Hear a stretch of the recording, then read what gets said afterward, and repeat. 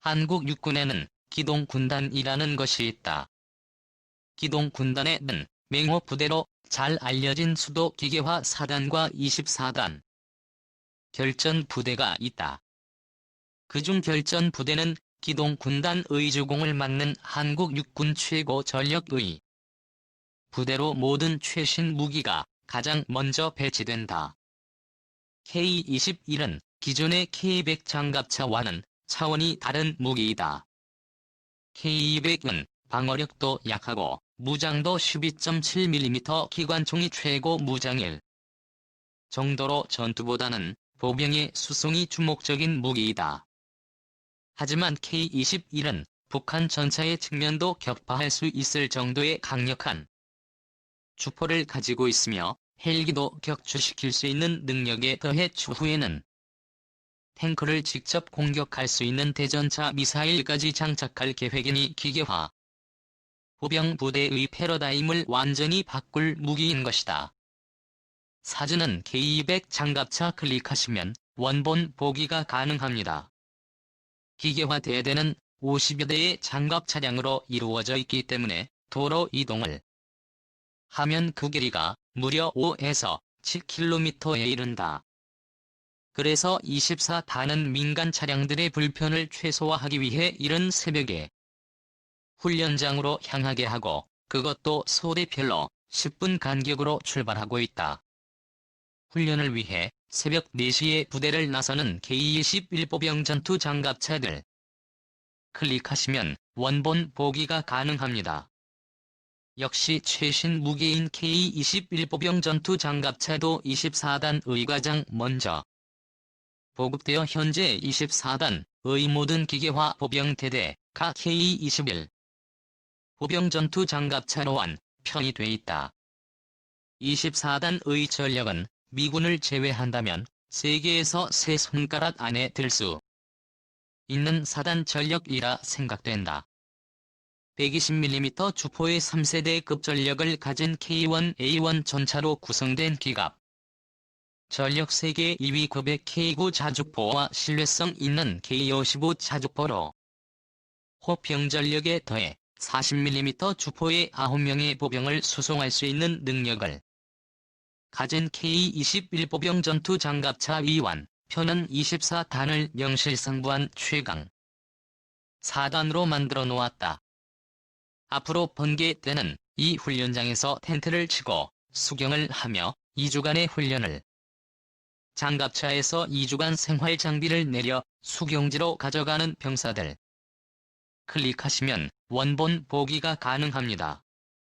K-21 보병 전투차는 분당 300발의 발사 속도에 최대 30cm의 철갑을 관통할 수 있는 40mm 주포를 장착하여 세계 최강이라는 미 육군의 M2A3 브래들리 보병 전투차보다 훨씬 강력한 공격력을 보유하고 또한 740마력의 디젤 엔진으로 25톤 중량을 움직여 최고 시속 70km의 강력한 기동 성능을 보유하고 있다.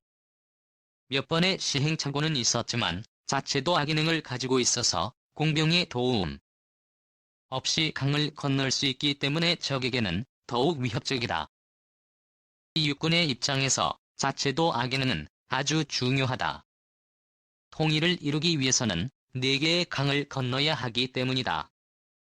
저방어 진용을 갖추기 전에 임진강, 예선강, 대동강, 청천강 등 4개의 강을 얼마나 신속하게 도하하여 공격할 수 있느냐에 따라 전쟁이 길어질 수도 짧아질 수도 있으며 중북구 4개 입을 막을 수도 있는 것이다.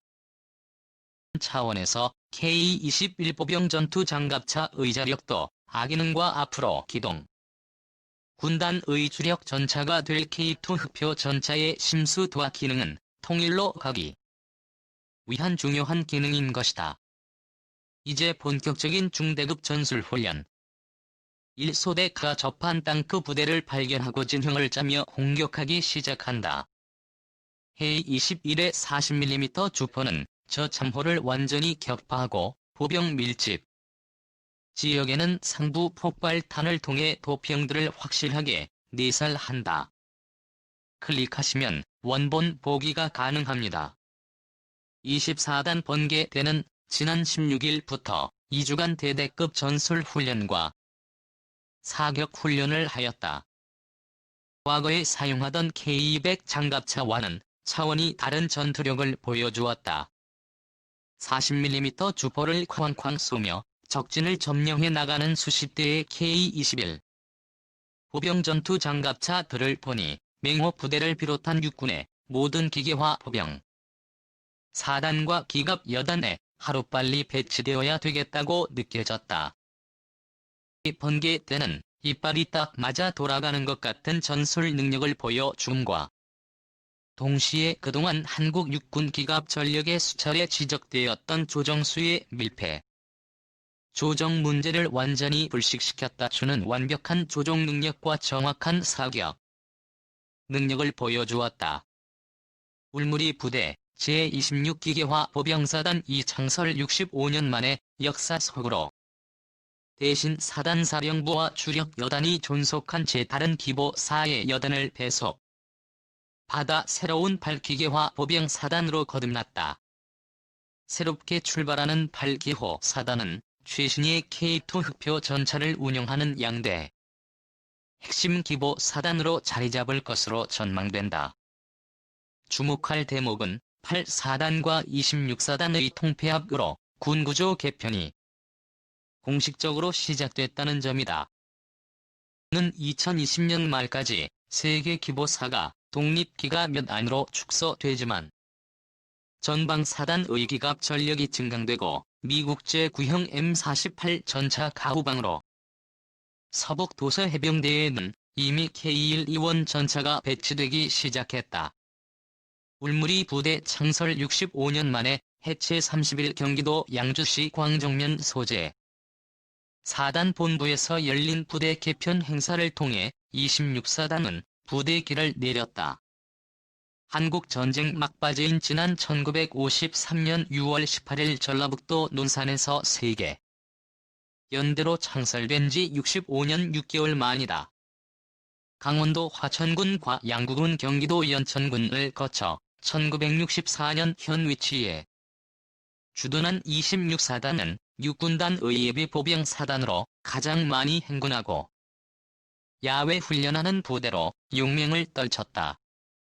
1994년 기계화 보병사단으로 개편되면서 30기 보사단과 2호 기갑 여단의 일부 기보 및 전차대대를 배속받아 중서부 전선의 주력 사단으로 자리 잡았다.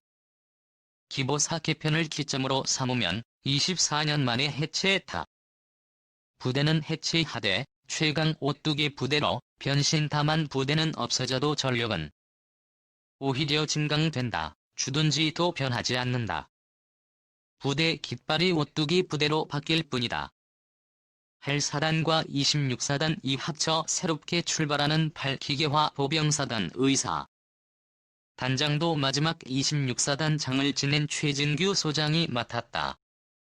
8사단은 이름만 남았을 뿐 26사단 이 새로운 8개 보사의 주력이라고 볼 수 있다. 26사단 73기계화 보병 여단과 포병 여단 대부분의 직할대 각 새로운 오뚜기 사단에 남았다. 대신 75, 76 여단 이하 부대들은 26사단 2기보 사단으로 개편하기 전에 기갑 여단이나 전방 사단으로 흩어졌다. 일부 전차는 연평도와 백령도의 해병대로 갔다. 새로운 오뚜기 사단은 75, 76, 80을 내보내는 대신 전통의 기보여단, 육군 기계화 부대의 양대 산맥으로 꼽히는 2개 기보사에서 각각 1개 여단식 오뚜기 사단 깃발 아래로 들어왔다. 1948년에 창설된 한국군 최초의 독립기 가면대라는 전통을 지닌 여단도 여기에 포함됐다. 전군 최초로 K1, A1, K2 전차를 받았던 영영, 비보여 단도 새로운 8사단에 들어왔다. 육군은 8기 보사에 최신 무기를 몰아줘 새로운 간판 사단으로 키울 장비로도 부대 역사로 두 8기호 사는 K2 전차를 운영할 중동부 전선의 통합 11기계화 보병사단과 더불어 최강 기계화 보병사단으로 자리매김할 것으로 보인다. 내년 말 10일 24통 폐합 11기 부사로 개편 26사단의 8사단으로의 발전적 통합은 군구조 개편이 공식화됐다는 의미가 있다. 내년 말에는 11사단과 20사단 21사단으로 합쳐진다. 당초에는 24단 21사단을 흡수하며 주둔지를 경기도 양평에서 강원도 홍천으로 옮길 예정이었으나 11사단 명칭을 유지하는 것으로 결론났다. 이 과정에서 논란이 적지 않았다. 국내 두 번째 기계화 보병사단이라는 역사성과 가장 먼저 최신 장비를 받아온 최정예 사단이라는 점에서 창설 일자와 단대우가 11사단보다 느려도 24단이라는 명칭이 살아남는 분위기였다. 그러나 홍천을 포함한 강원도 지역 예비역들이 군부대 유치 및 11사단 명칭 존속 운동을 펼치며 비류가 바뀌었다. 반대로 양평 지역에서는 무관심을 넘어 아파트를 짓기 위해 군부대가 떠나야 한다는 주장이 나오며 11사단 존속으로 굳어졌다. 새로운 11사단은 아시아 최강 기계화 부대로 도평가되는 24단을 흡수하면서 새로운 8사단과 함께 기계화 부대 투톱을 형성할 것으로 보인다. 현 이 지역에 주둔하는 전통의 기계화 보병사단은 K2 전차의 4차 양산이 결정되지 않는 한, 즉 3차 양산까지 318양인 생산이 늘어나지 않는 한 K1, A2 전차를 운영하게 된다.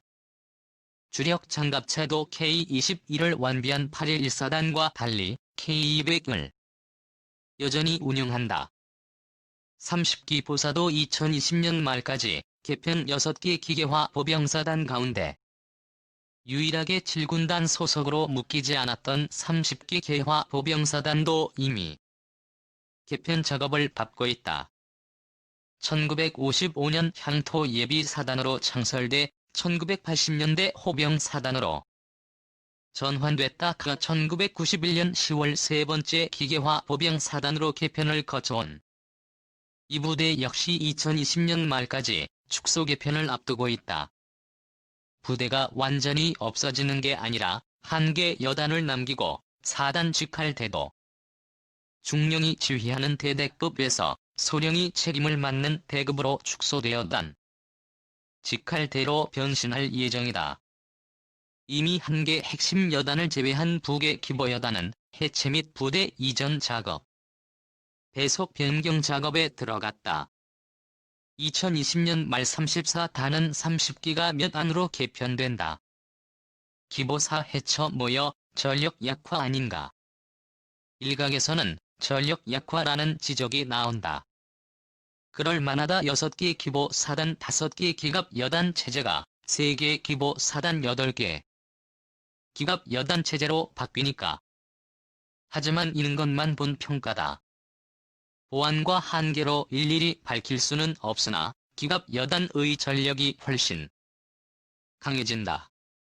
배속되는 전차대대가 많아지는 등 현재 여단과 사단의 중간급에 가깝다. 개체되는 부대들도 장비가 없어지는 게 아니라 전방사단에 배속된 전방사단의 기존 장비는 신개념의 동원사단으로 이관될 예정이다. 부대 해체를 포함한 부대 개편에도 장비와 전력의 총량,